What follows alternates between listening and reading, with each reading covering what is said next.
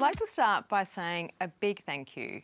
I want to thank Paul Zara and the entire ARA team for hosting today's event, but also for the incredible leadership you've shown in a relatively short time. It's wonderful to see the strong vision and strategy that you're shaping for the Australian retail sector, and we at Microsoft are delighted to play our part in supporting that. But I also want to thank you. It's no exaggeration to say that retail has changed dramatically in the past year, and all of you, as business leaders, digital officers, operations executives, customer and supply chain managers and store workers, have transformed and innovated in unique and inspiring ways. From smarter logistics to contactless shopping, you adopted new digital tools and developed new digital capability in response to every challenge. It's fair to say there has been this collective awakening, including the tech industry, to say, wow, we do have the resource in digital tech that allows us to not only transform and pivot fast to new circumstances, but also gives us resilience. These two words, transformation and resilience through digital tech, have been the big awakening, and we've seen this across many retailers, large, medium and small. Your capacity for innovation kept the Australian economy moving during lockdown and recession. And now, in 2021, it will power our recovery. And whilst the events of 2020 gave us no choice but to innovate fast, the imperative for 21 and beyond is even greater. What do I mean? Haven't retailers already done more than their fair share of digital transformation? Isn't it time to slow down and return to business as usual? Well, no. The argument that I put to you is that the era of rapid change isn't over. In fact, the imperative to operate at even greater agility and speed is just as critical now as at the height of the pandemic. And here's why. Amongst the many innovations and successes we've seen across retail these last 12 months, we also saw how the increased reliance on digital proved to be a test for many, where existing weaknesses and pain points went from being relatively minor issues to major strategic flaws. Matt Shea, NRF President, shared in his opening some global trends, one around the uneven performance across sectors prior to the pandemic, which became starker during, where we saw a divide between essential and non-essential retail. So for the retail sector to thrive and avoid there being an industry of two sides, strong and weak, all businesses need to strengthen their digital muscle. Secondly, the economic value of Australia's ability to fully harness digital technologies is too significant. It's estimated to be worth $315 billion of net new value. As an example, in 2019, pre-COVID, the economy was $126 billion larger due to productivity gains enabled by AI, big data and advanced manufacturing. So our ability to continue generating growth is crucial as we make up for lost ground, grapple with unemployment, a weak global economy and uncompetitive exchange rates. Finally, given retail's contribution to Australian GDP and being one of the largest employees, particularly of young Australians following healthcare and social services, retail is best positioned to lead this effort for the Australian economy by continuing to transform and innovate processes, operations, and create new products and services, leveraging the capabilities and muscle you've already started to develop. The incredible opportunity ahead is, instead of simply adopting these tools and capabilities, we want to see retailers hardwiring them into their every DNA of their business models. I like to think of this process as digital stickiness. It's the process of ensuring that innovation sticks. It's a practice of making transformation business as usual. But what does it look like in practice? I want to answer that question by looking at four major trends impacting retail in 2021. Now, some of these were touched on in the opening keynote, and I also want to share some examples of retailers leading the way. If digital stickiness is the destination, steering the course of the sector's long-term future, then the trends, in fact, represent the bridges to get there. The core business drivers, if you like, for innovation that will unlock economic and social value. The first trend I'd like to share and talk about is data. More specifically, the way data is exploding. Just taking a look at the slide, you may know that the amount of data we generate over the next 3 years will exceed the amount we've created over the past 3 decades. More importantly, consider the volume of data that passes through the retail ecosystem each and every day, be it payment and transaction data, web searches, customer service channels, social media, employee comms and marketing. Retail in many ways represents the demand signal for our economy. And as you think about your data, be it merchandise, employee, store, your data increasingly is becoming as important, in some ways more important, as your physical assets. We've seen how data is integral to innovation. The challenge is how to make sense of it all, because most of the data generated today, about 80%, is unstructured.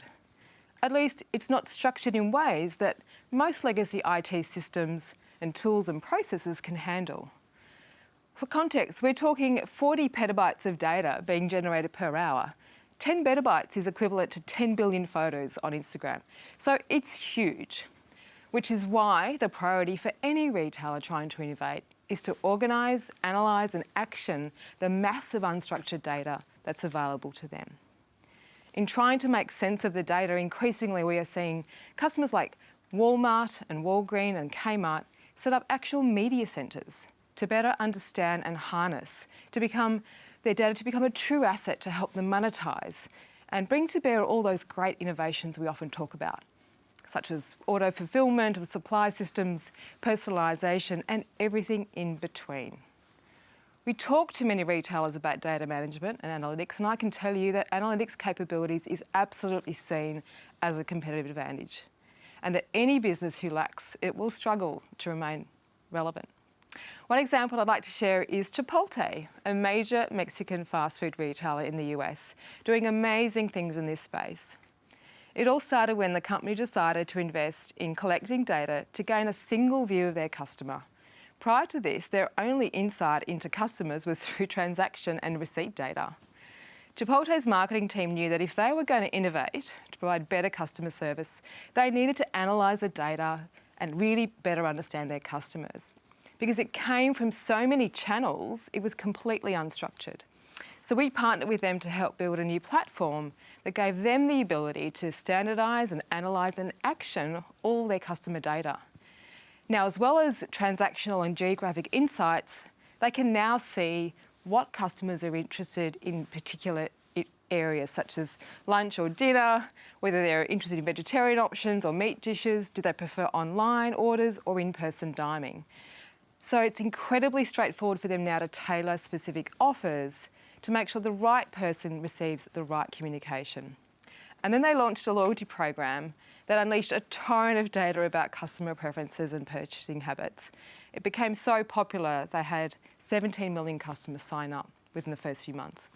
So that's just one example of what retailers can do by standardising data on the one platform, which is a huge step towards building foundations for innovation. The next trend I want to talk to you about is customer loyalty. One of the most surprising things we've seen and learnt from COVID was that convenience trumps loyalty. When supply chains became unstable and Australian consumers couldn't find their preferred product, many switched brands without a second thought. When delivery times offered by one retailer were too long, the same thing happened. Shoppers just jumped onto a competitor's website. This loyalty shock compelled retailers to find new ways to meet their customer needs. We saw this particularly in grocery stores who really stepped up their digital purchase channels in response to closures and social distancing. We worked with Woolworths, Coles and others to help expand their online sales capacity, improve click and collect and home delivery. And with people investing more in their home environment, retailers like Bunnings moved to simplify the customer shopping experience by introducing easy-to-use apps to fast-track search and in-store locations to really help save valuable time. In addition to retailers investing in their own capability, some of the fastest and most efficient examples came because of retailers partnering with digital disruptors. Sometimes these disruptors offered retailers fast delivery capabilities. Sometimes it was contactless payment options. One example that springs to mind which is Pet Barn, which partnered with Uber to offer same-day delivery services. We also saw supermarkets teaming up with Open Table Restaurant, the booking app, to offer shoppers specific windows to schedule the times for which they could do their grocery shopping. Woolworths, in an effort to scale its online delivery capacity to help meet the needs of essential food and grocery to customers, partnered with Australia Post and DHL to supply Woolworths Basics box across several states to customers unable to leave their home. So whatever the specific solution, these partnerships enabled retailers to respond to the changing customer demands in an instant. It was a powerful lesson in how cross-industry partnerships can enable businesses to be more agile. And that brings me to the third trend we're seeing in retail this year, the growth of partnerships and the ecosystem. Retailers looking to regain market share over the next 12 months have a couple of options. They can either grow their core business or they can expand the business by offering new products and services in unique and differentiated ways. We're starting to see many examples of companies creating significant value from strategies that are focused on building these new business models through ecosystems. Now, think of this essentially as an interconnected set of services enabled through one retailer's ecosystem of partners, suppliers, and customers. To explain further, consider the opportunity that may exist in harnessing data and the digital signals, which I mentioned earlier, by bringing together CPG companies, supermarkets, telecommunications with tech to work together to create new product and service models that might be enabled through 5G, cloud computing, digital apps, to specifically remove friction in the customer journey. Now, McKinsey, in their latest report, highlights that this integrated network economy could represent about $60 trillion in terms of global revenue pool globally. Now, one retailer we've been working with in this space is 7-Eleven. 7-Eleven, as you know, are big on convenience and have always specialised in making life easy for their customers, because now those customers are demanding new services. They want to send and receive parcels, they want to click and collect, they want last mile delivery, and they want to do it all with 7-Eleven. So 7-Eleven's task has been to transform from a convenience store into a set of connected services provided through a digital ecosystem that meets its customers' every need. Instead of developing digital capabilities from scratch, 7-Eleven can simply tap into the expertise and tools of its partners and trial new approaches and roll out new capabilities at speed and scale. Now, clearly partnerships are crucial for enabling that type of transformation, but so is integration. And in response to this growing trend, we've also invested in our own product development to create a cloud platform for retail, which integrates every link of the value chain, as you can see here in the slide. Integrates all these digital capabilities to give you one complete view of it, from social media to bricks and mortar, inventory to last mile, customer feedback loop at the heart, with data at the heart and centre. The final trend I want to share sweeping Australia's retail sector is the growing demand for sustainable and ethical products. In fact, 67% of customers now say they will make decisions on which brands they buy based on the sustainability, with many retailers referring to this as their path to net zero. Woolworths customers recognise that 50% of their customers make decisions on where to shop based on the retailer's commitment to sustainability practices, with 25% saying reducing plastics was a top 3 priority. Like the explosion of data, the changes we've seen in customer loyalty and the trend towards retail ecosystems, the sustainability revolution offers a major opportunity for retailers looking to not only regain market share, but create competitive advantage.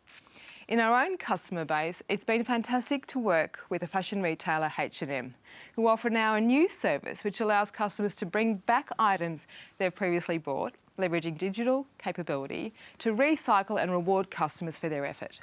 So when a H&M customer drops their old clothes in a bin in store, a screen using computer vision actually shows the weight of their donation.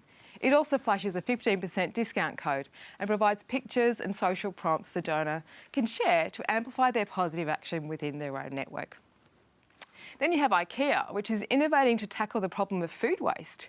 In partnership with IKEA and startups, IKEA has installed a system of cameras and smart scales and machine learning tools in its cafes to detect when food is likely to be waste and calculates the environmental and financial cost of that waste. Kitchen staff then use these insights to learn where the problems lie and take corrective action. And the system has already saved millions of meals from waste. So the demand for ethics and sustainability in retail is already strong amongst Australian shoppers and will only continue to grow. To meet this demand in the most efficient way possible, we see more and more retailers relying on digital innovation. So these are just some of the trends influencing the way retailers will innovate in the future. And of course, all of this is underpinned by the continued focus on the health and well-being of staff and customers. Of course, there are other trends as the future of retail stores, creating intelligent supply chains, and we've heard many of those at the opening keynote and throughout the summit. But ultimately, it comes down to innovation and how retailers are hardwiring that innovation into the way they do business. I reflect on what Gareth and Andrew from Think Uncommon shared, being there is plenty of information available to retailers about what innovations to adopt, but very little on how to do it. And it will vary. From some, like Chipotle, it means starting to develop capabilities built around your data. For others, like 7-Eleven and Woolworths, it means partnering up and creating ecosystems to unlock new value. Different retailers will have different approaches to making digital stick. But the ones who get it right, well, they have a few things in common. And I want to end by sharing some of the common characteristics we're seeing with organisations who are not only driving a strong agenda in digital, but in parallel are delivering exceptional growth and performance in terms of profit and market share. First point relates to strategy and clarity of purpose. In every organisation I mentioned above, there was a clear link between the business imperatives and the digital initiatives. Whether it's speeding up delivery times or serving up more relevant marketing, the relationship between an innovation and its benefit to customers was crystal clear. This clarity also helps to secure executive buy-in, where senior management is fully aligned and committed to the organisation's digital strategy. There is a commitment to talent and learning, where professionals, IT, business, and at the executive layer develop digital skills through tailored curriculums by role and progression along their careers.